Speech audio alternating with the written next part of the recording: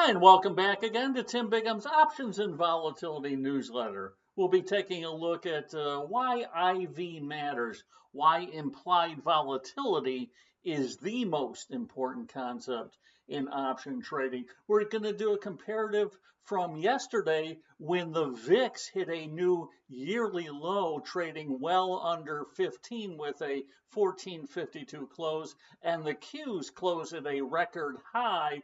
Compare that to the kind of depths of that, tariff tantrum, if you will, Liberation Day, when the VIX was at the highs of the year, pushing towards 50, and the Qs were absolutely at the lows of the year. So let's jump in and take a look how things have changed. So taking a look again, back then, right, Qs were trading basically just above that 400 level, right, by far the lowest price of the year. Compare that to yesterday when we had the Qs print at once again a fresh new all-time closing high as the rally just continues unabated. You can see the difference in IV back then, pushing towards that 50 level and closing this time as far as the VIX, right, at down around that 15 level. So certainly a big change indeed. How big a change? Let's take a look at the at-the-money puts, right?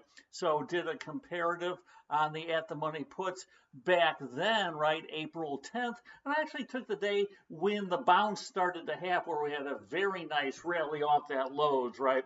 So the Q closed at 466 back on April 10th.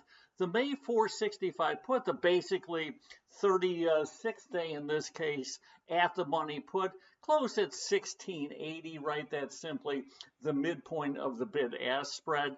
The IV on that particular option, just over a 30 IV, so rich indeed, 36 days to expiration.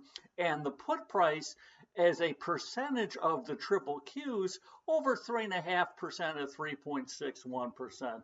Fast forward to yesterday's close, right? Qs closed just over 580. That at the money 580 put, right? Literally only 5 cents out of the money. Back then we were looking at a put that was a point out of the money, so just a little bit less out of the money, right? The put should be more expensive, not cheaper, but much cheaper, right? Simply because of that IV change, right? So that 580 put closed at just over 10 bucks. So the price of the put actually dropped by well over 6 points, even though the triple Qs moved up in price from 440 to 580. So you have a higher stock price, in this case triple Qs, rallying very sharply, right, with a big move, right? But the at-the-money put became cheaper, right, by a large degree. You had one more day to expiration, so one more day isn't meaningful, but certainly longer term should make the options more expensive, right? But why? The drop in implied volatility, IV basically cut in half from 30 to 15, all because of this sharp rally in the triple Qs. The price of protecting the Qs with that at-the-money option, right, only 1.75% compared to about 3.5%. So insurance costs, if you will, the price of the options, in essence, cut in half, all because the market is much higher now, right?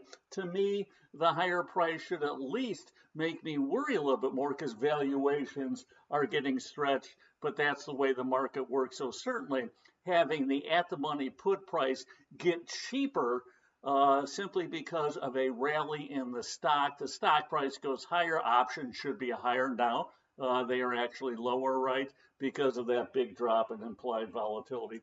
Taking a look at the out-of-the-money puts, same sort of thing here, right? 466, as we said back on April 10th.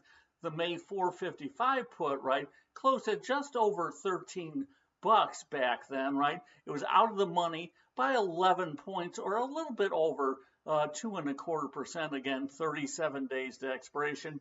The IV on that put 32.38. Fast forward to yesterday, Qs again closed at 580. That out of the money put, right, closed at 690. It was out of the money by 10 points, right?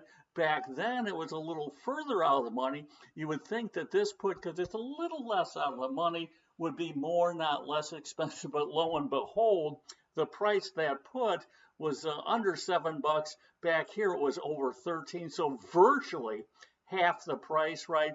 Out of the money amount, certainly much less out of the money because the Qs rallied big, right?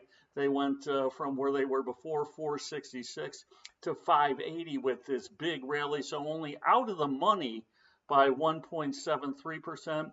So versus 2.36%. So certainly being less out of the money should make that option more, not less expensive.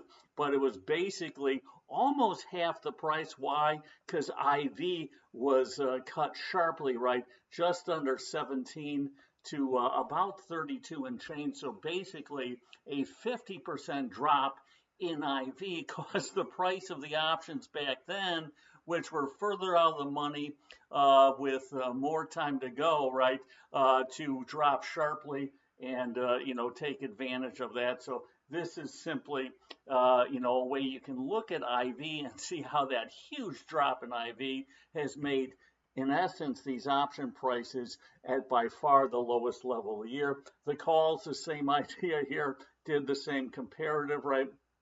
Going back 466. That May 580 call, trading over $10 out of the money by 14 points or about 3%, 36 days to expiration, about a 27 IV. Fast forward to Friday, Q's at 580. They've rallied sharply, right?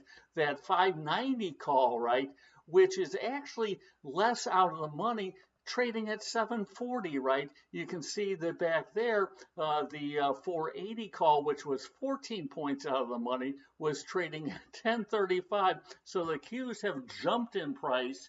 The call option has dropped almost 3 points, even though it is less out of the money by 4 points, right? And percentage-wise, 1.72 versus 3%. So a less out of the money option, which more time to expiration by a day, with the index higher, in this case the Qs, right? Everything being equal, you would think that option would be much more expensive, but because the IV had, again, that tomahawk chop basically cut in half, we saw the price of the options getting much cheaper. So this highlights how implied volatility is such a meaningful and important part of option pricing. So for those looking to protect the portfolio here or looking for a continuation in a rally, using options in place of stock has never been cheaper this year. So until next time, here's the good trading. Take care.